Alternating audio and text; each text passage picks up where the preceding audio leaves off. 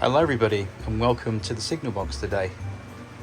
Thanks for joining me. Don't forget to hit the like and subscribe, and let's carry on with today's video. And as you can see, the Dapol 14XX is already on the layout and running. And she isn't too bad actually. I think this is the best we're going to get, with clean track and clean wheels and clean pickups and everything as best as we can with the model for its design and age. I think this is as close as we're going to get to a near perfect 14XX on the railway today.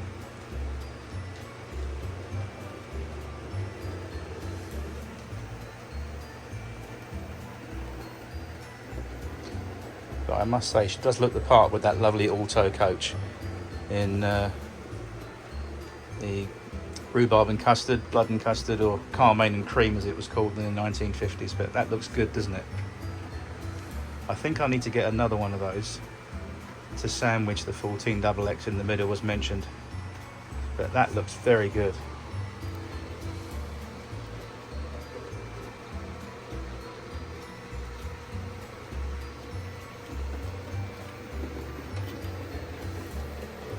She's a little bit hesitant on the points, a tiny bit, which is to be expected because it's got traction tyres. But other than that, she copes pretty well with my little small layout, and I've got some very tight radius curves on the layout as well, so it's designed really to go around that sort of track work. But there we go. I'll just bring her to a stop there.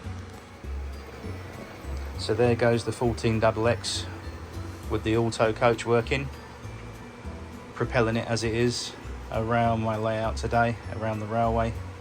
It seems to like track number 2, which is actually out of the 2 circuits I've got, one with the most severe radius curves in terms of tightness. But this seems to handle it okay.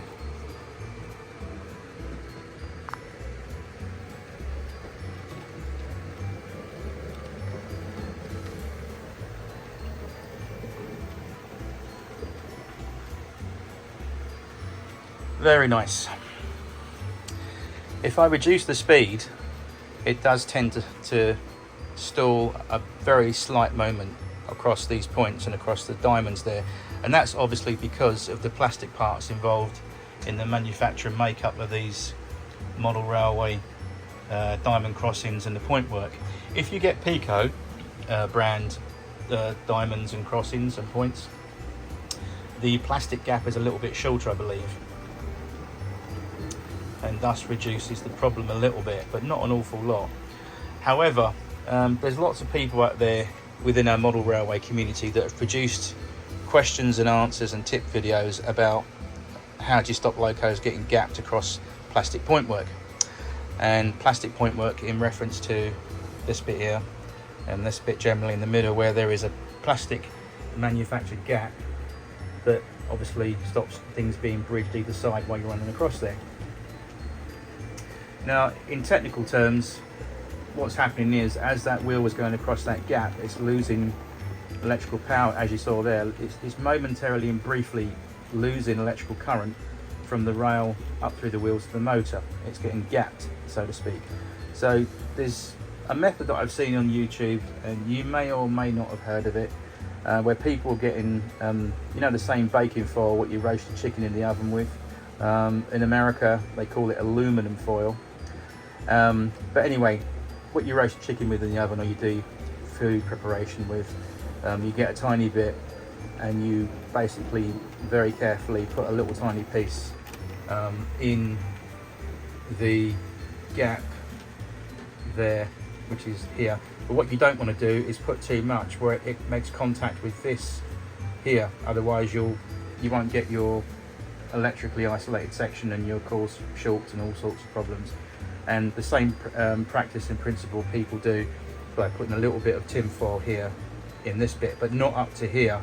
You've got to be careful how much you put there, because you don't want to create any shorts or where the gap is actually bridged on the other side of the point work. You don't want that. That's why you've got the plastic bit there.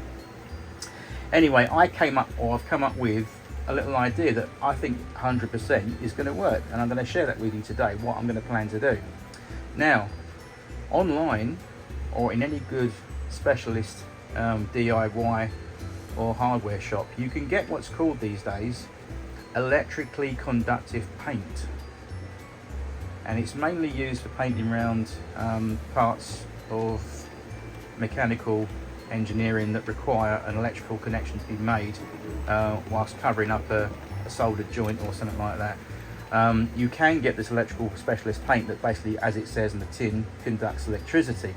So I'm thinking the old grey brain matter has come into play, and I'm thinking about, how about if I just go a little bit from here, about halfway up to that V in that frog, not all of it, but just a little bit, just to cover that slight gap problem, so it helps the wheel get extra pickup, just so it stops stalling on that gap there. And I think that might work. And if we paint it on, the one that I've seen online, I think it's on Amazon, the actual colour of the paint that's conductive is black, which is very handy because it will match in with that point work very nicely.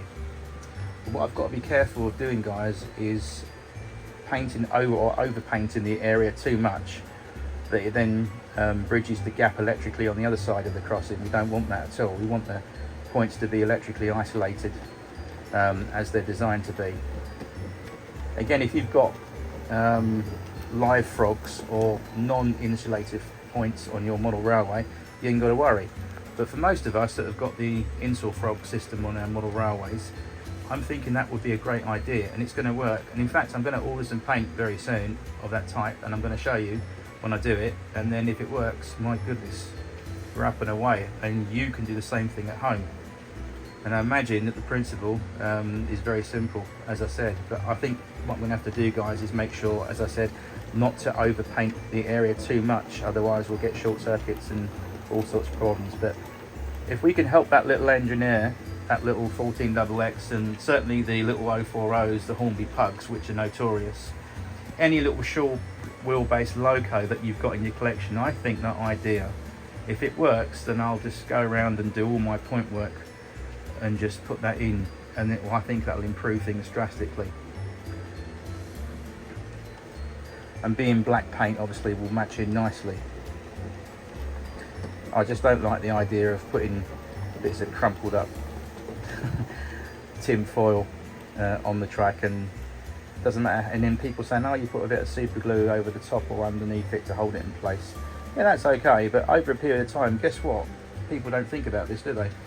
Just like the real railway, your well, the technical term is the nose of the crossing, which is right in the middle there. That bit of V-shaped plastic point work, which is the frog, but also is known as the nose of the crossing. The tip of it, it's called the nose. Over a period of time, your train's running over that, it's going to wear off a bit of tin foil, isn't it? So I think if we put some electrically conductive paint on there, give that maybe 1 or 2 coats on there, that will last for ages, and then you can always go over it if it does tend to wear off. But I think that's a good idea, and it will stop that problem. I'm not sure if anybody else has done it on YouTube, that little idea. If they have, great. If they haven't, well, stay tuned and watch my video when that happens, eh? But in the meantime, this morning, today, it's a lovely sunny day on my railway, and the 14XX is puffing its way along through with the auto coach this morning. Lovely.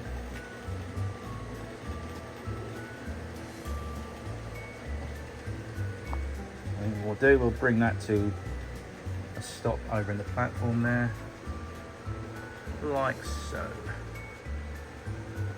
or not. Right, 14XX is on shed. We're going to give it a drink, a little bit of a clean and service, and oh yeah, the level crossing over here, which we did the other day, that's all nice and dry now. That's gone rock hard, so very pleased with that. Those gates do open, but I'm not going to open them because I'm going to leave it static, but they can open if I wish to move them in a different position. But I think that looks quite nice, so pleased with that. The lights that I need to replace, or the light, which is that one there in the shot to the left, they have arrived from the slow boat from China.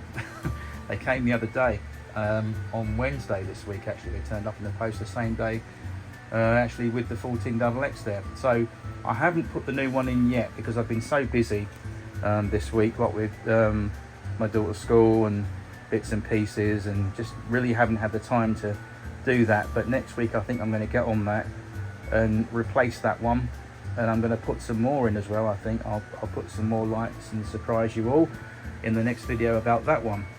Anyway, in the meantime, go and grab yourself a cuppa or whatever you wish to do, and I'll see you in the next bit for some more trains. Okay, a little bit of a haulage test now for the 14XX to see if it can manage this little reasonable rake of coal wagons.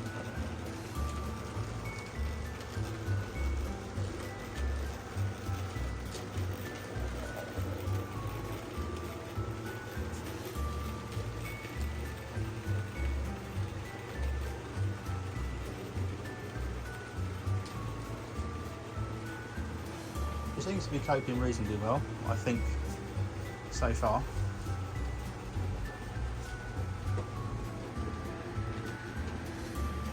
Yeah, I think this little engine has got a bit of definite Welsh character in it, being all the way from Wales where it was manufactured. It's got the heart of a lion, I can tell this straight away. What do you think at home? It's a brave little engine, isn't it?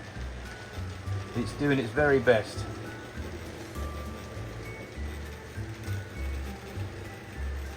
And away it goes. Look at that. Now, in reality, just of note to those watching at home, in reality, these little 14XXs would not normally be in charge of quite a substantial rake of coal wagons. This is sort of child's play for a bigger engine, but for a little tiny tank engine like this, it's still quite a powerful little thing in model scale and in real life. I mean, these are in charge of the auto trains with the auto coaches, as you saw previously, but normally you'd have a couple of wagons behind this, not as much as this normally. However, in real life, I think they were more than capable of pulling quite a substantial rate there. As you can see, it just started a little bit on those crossings, hence my point to get it, hence my point to get some of that paint and put on there, the electrical conductivity paint. So yeah, I definitely think we should experiment and get some of that electrical conductivity paint. That's definitely going to be a bonus, I think, on those points. Having something conductive across that gap is definitely going to help it. It's a no-brainer, isn't it, really?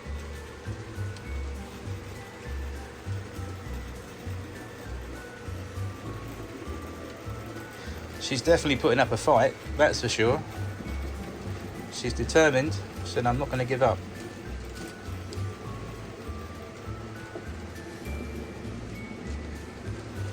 I tell you what doesn't really help, sadly, with this tank engine and these 14XXs in general, whether they're Airfix, GMR, which is Great Model Railways, which I originally had as a kid.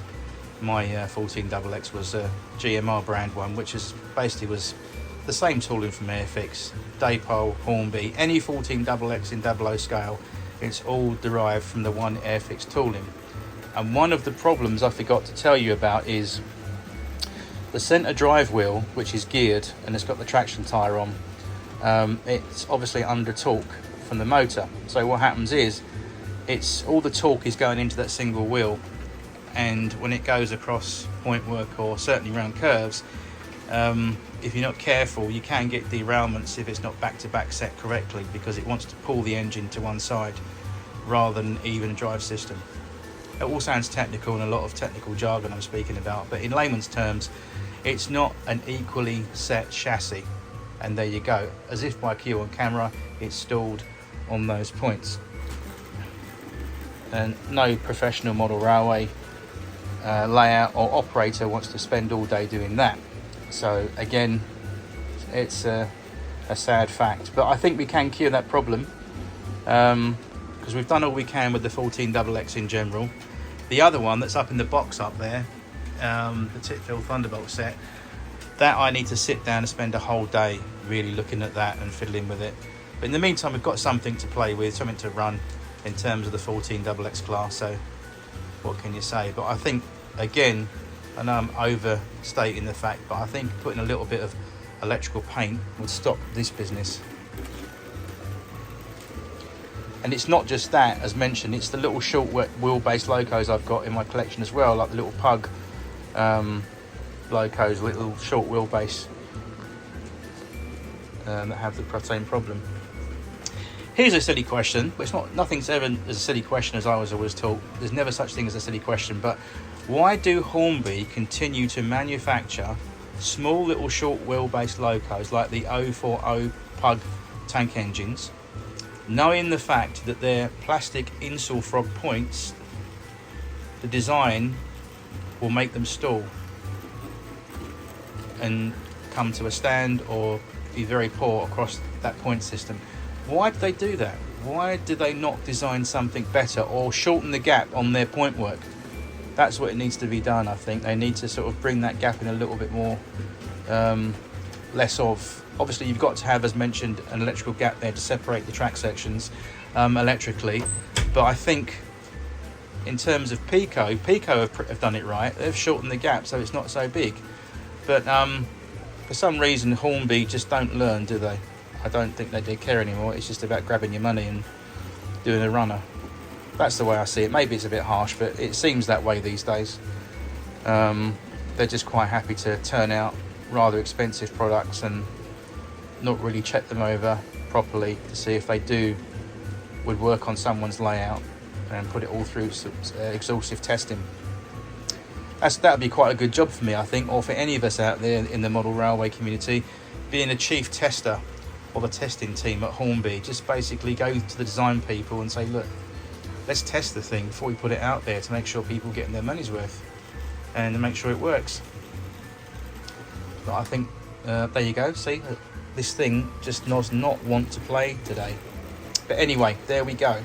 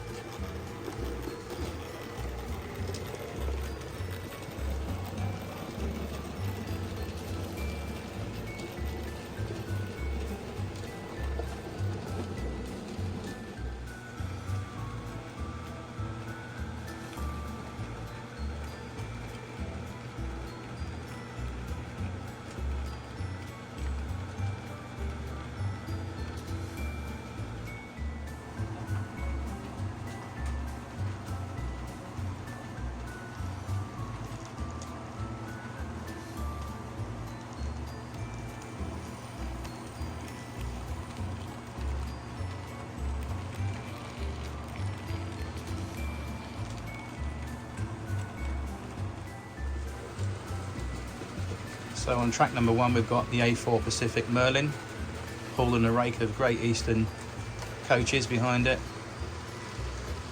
And then on track 2 somewhere, trundling around, bless its little heart, is the 14XX auto tank locomotive.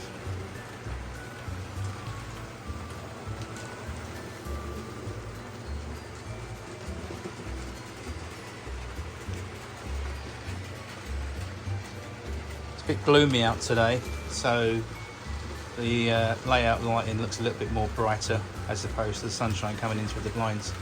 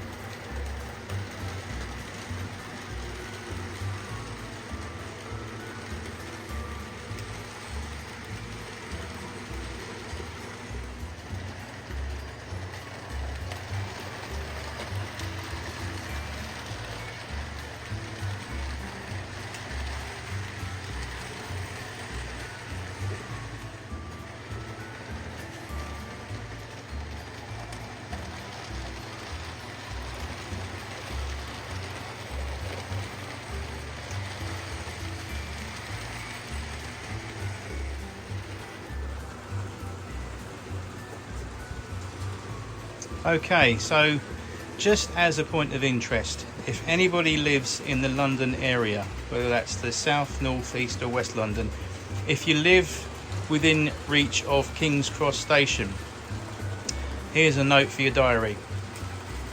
Next Saturday, July the 13th, the A2 peppercorn locomotive Blue Peter that has just been completely rebuilt will be taking a inaugural run on a haulage trip from King's Cross to York. It will be at King's Cross Station platform number 8 at 1300.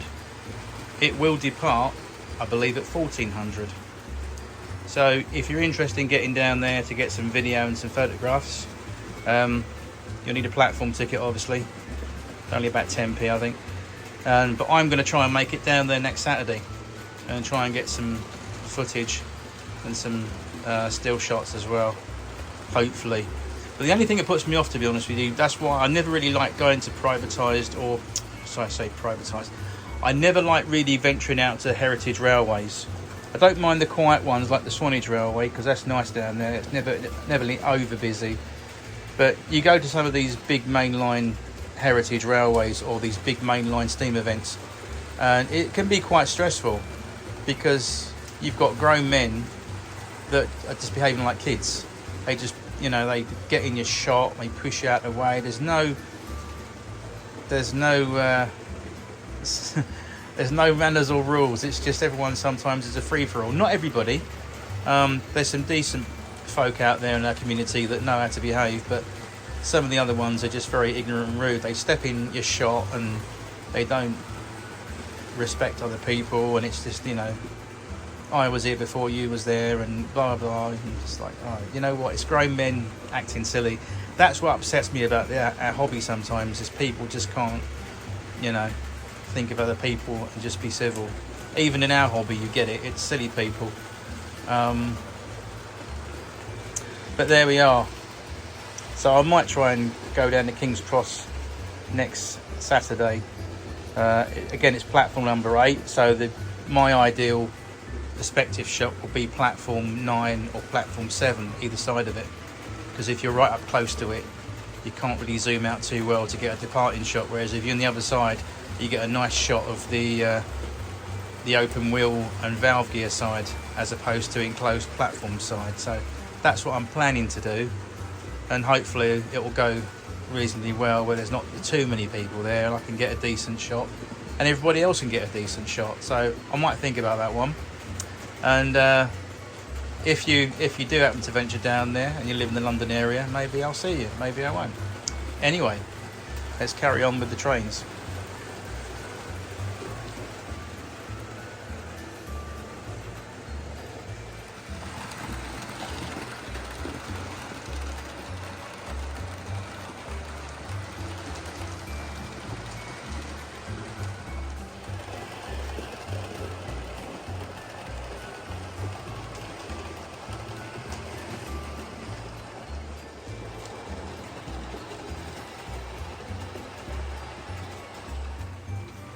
Right, let's give it a little bit of a load test.